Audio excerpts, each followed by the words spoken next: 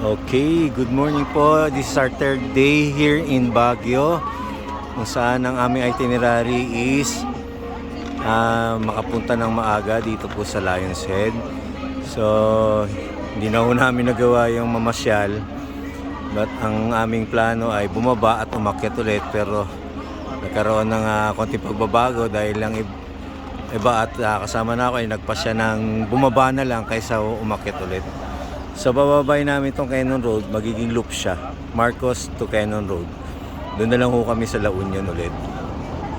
Di na ho kami aakyat ulit kasi napakataas. So 7 kilometers, 7.2 to be exact. Aakyat na yan, ganyan ay mataas po eh. So marami sa amin ang nag-decide na ano na lang daw po, bumaba na lang kaysa umakyat. Ayan po. Ayan yung mga bike namin. Ayan po yung bike ko, si Atom. Ayan.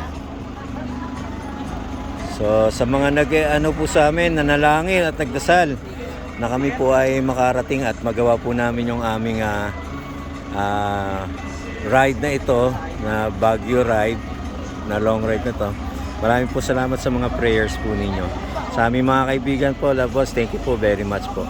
God bless po, at God bless po din po sa amin, at makauwi rin po sana kami na ligtas po. Kaya po na iba panalangin po. Yan po.